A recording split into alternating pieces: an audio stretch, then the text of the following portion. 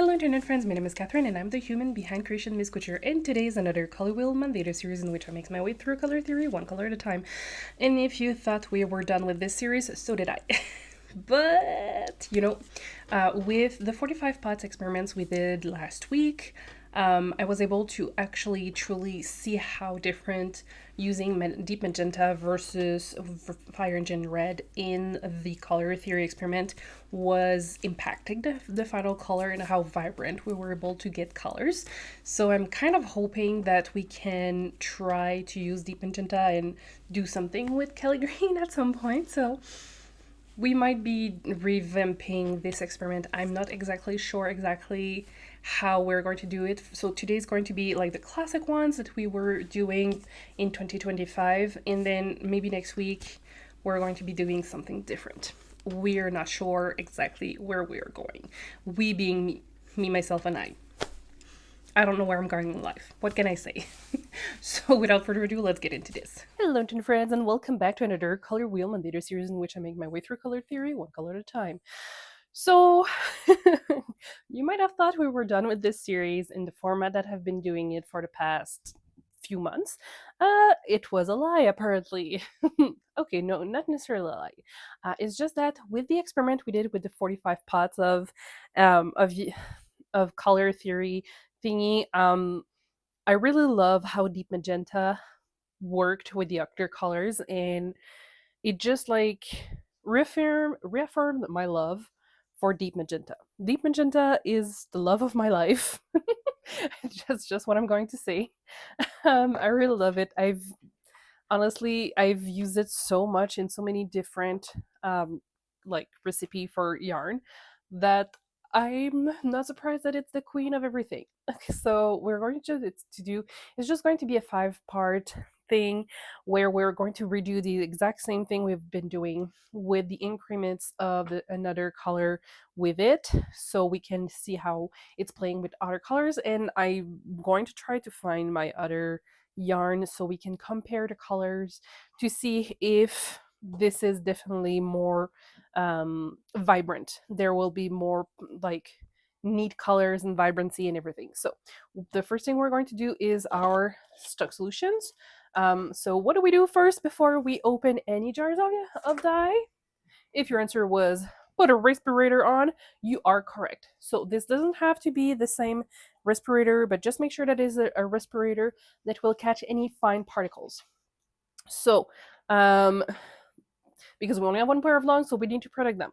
So what we're going to do is our stock solution. What is a stock solution? It's the dye that you're going to pour water on, so it creates your stock solution. And we're going to do a 1% one, which means 1 gram per 100 milliliter of water. So mask on. We're going to start with deep magenta. Always make sure that your scale is at 0 before doing anything. And we're going to do 1 gram of that.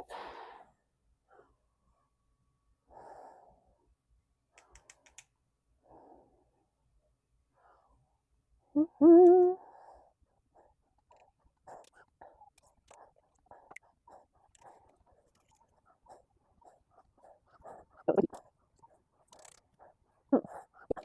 So we have this one done. Let's do the brilliant yellow.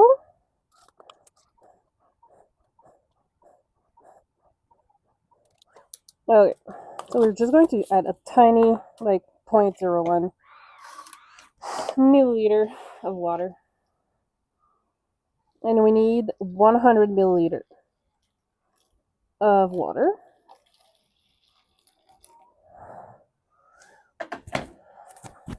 Okay, so now that the dye is no longer in a powder form, we can remove our respirators. It's only when it's in the powder form that that it's a problem. So we need to make sure that we don't breathe the fine particles, because that's what dangerous. We don't want that on our lungs. Where's my spoon? Where's the spoon? Oh, it was on the table. Can you tell I haven't done one of those videos in a while? The last time I filmed a color theory, the first part was in 2025 that I was filming it. So that was a little while. Look, it's going to be so pretty. I can't wait to see the final results. So, since I need to tell you this, friends. So during the holiday, during the holiday break, I did some dyeing, and some of my mason jars cracked. So we're not going to be using mason jars. So let me do a setup where I don't have mason jars because yeah, that was very unpleasant. Okay, so what we're going to do is we're going to be doing what we usually do. So we're going to have the deep magenta as our 1% stock solution. So since we're using 10-gram mini skeins, we're going to be using 10 milliliter of our stock solution, because 1% depth of shade for 10-gram mini skeins is 10 milliliter of our 1% stock solution. So it would be like 0.10 gram if you were to do like a fresh stock solution for each mini skeins. So, and this is why I like to use the metric system for this, because it is very much precise, and we love precision in this house. This is not what I want. This is what I want. So we're going to be doing the increment. So we're going to start with 0.05 milliliter of our 1% stock solution of brilliant yellow over here, and we're going to be incrementing up to a 1% stock solution over there. Yes. So 0.5, 1 milliliter, and this is to show how it will affect the final thing. So 2.5 millimeter here. Just going to rinse off this real quick.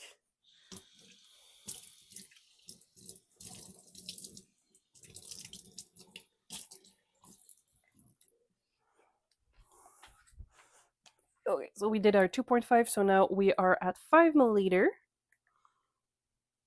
And like sometimes you don't have a whole difference between the last three, and sometimes it's a very radical change. So this is why I like to do those increment. We could even go further in, like go with 0.05 increment all the way, but I don't have that much space. Well, I mean, we could try that at some point, because yeah, we could try to do something at some point. Let's. I'm brainstorming out loud with you, friends. So we're just. Oh, I'm so sorry. I've hit you. Just going to quickly stir the pot.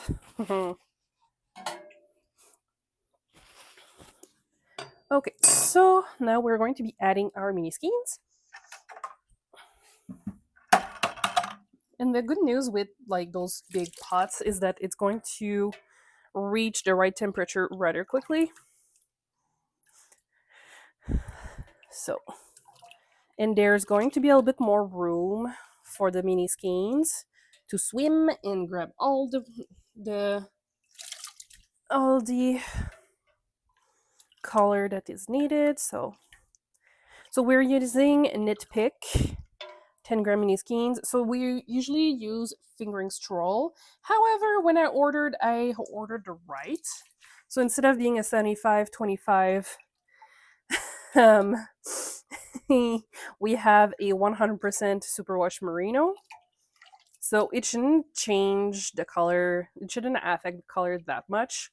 It's just that the skeins are shorter, which I find slightly annoying.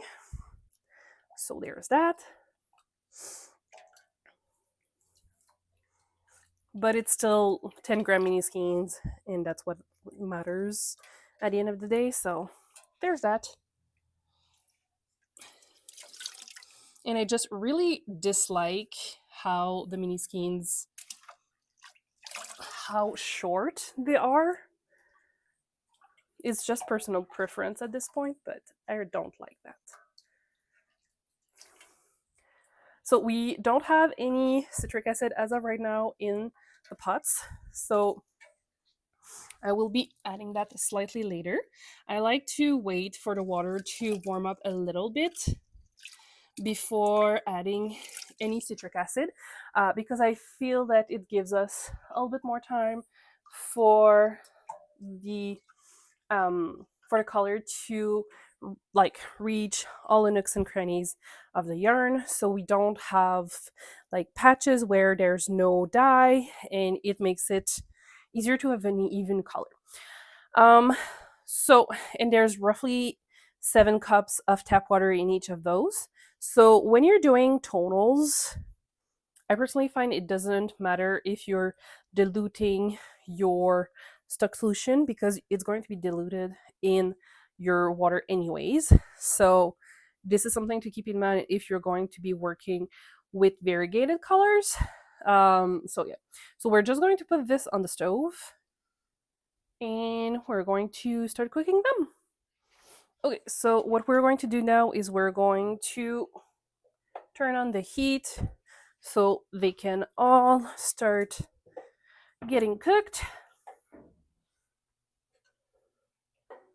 In about 15 minutes, we're going to be adding the citric acid so it can start to properly strike the yarn, because we need to make sure that 2 things happens. We need to have enough acidity for the acid dyes to strike, but we also need the heat to make sure that it's setting the dye properly onto the yarn.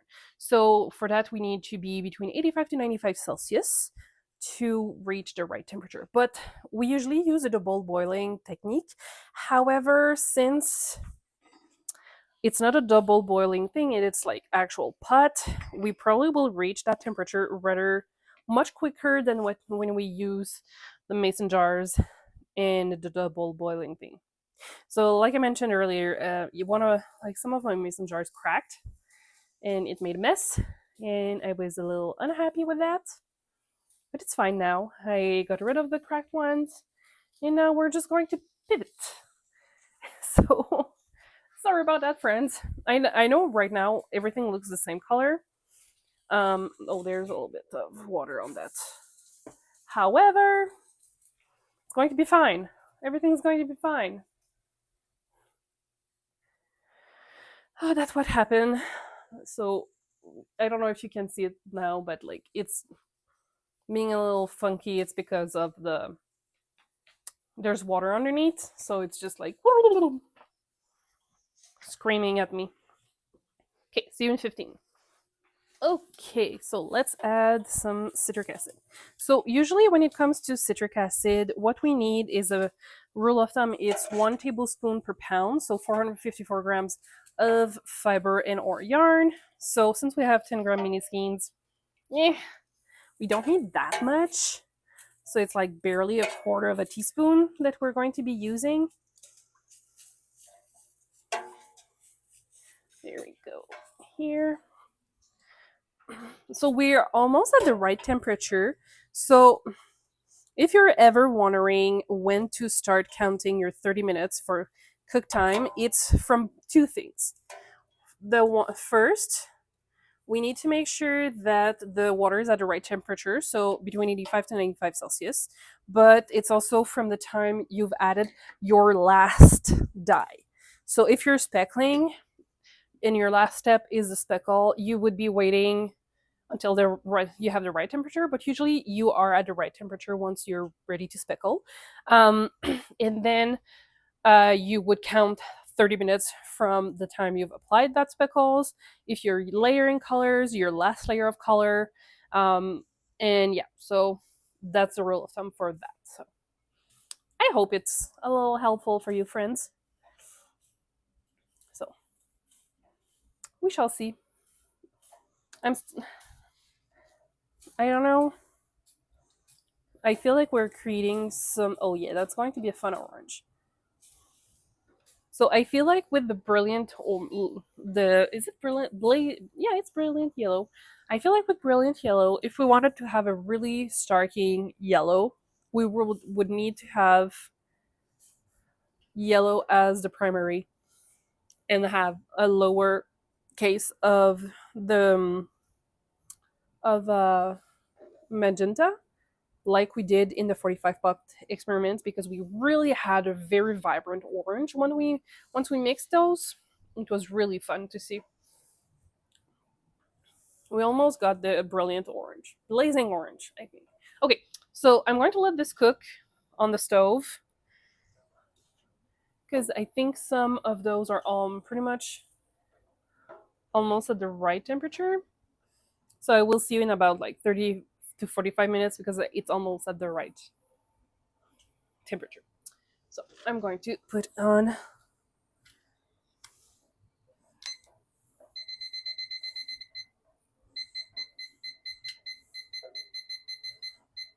okay. So in 30 minutes I will come back.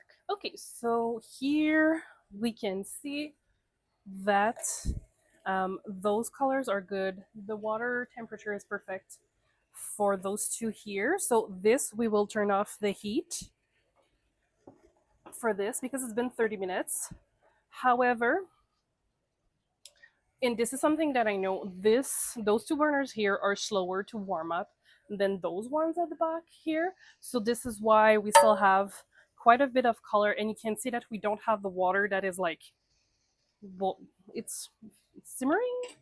So this one we can turn off, and this one almost, because I don't want to overcook the ones that are over there, because I know that if we continue to cook them at the same rate as those ones, those will burn. Well, it's not that it will burn. It's just that when you're cooking your yarn for a prolonged period of time, there's a point where it's just going to be ruining the fiber and the protein and the integrity of the yarn and everything, which is something that we do not want to achieve, essentially. So this is why I'm turning off those three here, and I'm going to wait a little bit more for those three to finish up. So next time I will see you, we will be washing off any excess dye once the water once it's cooled down completely. And then, yeah, so I will see you when it's time to wash off the excess dyes. Okay, let's do this. So just from here, oh gosh. The problem with deep magenta is that it can absolutely bleed. So we're experiencing some bleeding here, which is fine. I can't actually soak it right now because it's just going to take forever. Okay, so I'm just going to run another clear bath. Hopefully we won't have to work too hard for this to get cleared up. Okay, so it's already much better. Okay, so we're going to let this soak for like 10 minutes and we're going to come back. Okay. And we're all cleared. So it was just like a really intense first bath. So I'm going to put this in a spin jar and let it dry overnight, and we'll see the result tomorrow. See you tomorrow. And here's the final result for our magenta, adding brilliant yellow to it. Oh wait, sorry, this one was hiding. Sorry about that.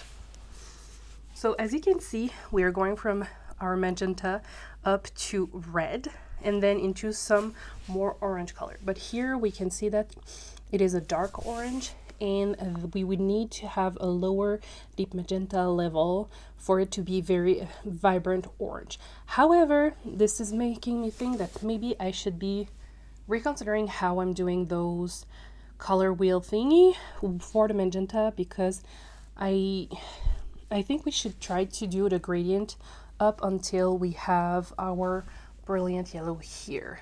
I think that would be very interesting. So we might have to revisit this concept for next week, or maybe not, who knows. I still am thinking about what I want to do. And like, honestly, this is where I feel like color theory is magic, because we're going from red, like a pink, and we're creating like a red with it while adding yellow. Because in my mind, if you want red and pink, you take your red and then you're just like diluting your stock solution in it, and it will create your like your pink, right? Where here we're taking the pink, which is magenta actually, and we're creating red by adding yellow. So this is why it's also very important to understand how color theory works, especially if you're going to be doing your own mixes. And deep magenta is one of the color in the starter pack offered by Dharma Trading Co. So this could be interesting as well for you to experiment with those colors and creating like different. Oh, hi Zoe. She just jumped on me, just so you know. she likes to perch herself on my shoulders. Ow. Anyways, all of that to say that color theory is fascinating, and I will always be learning something, and I hope that you're also learning something while watching my videos. So if you've liked the video, please consider sharing, liking, and subscribing, and I'll see you next one very soon. Bye.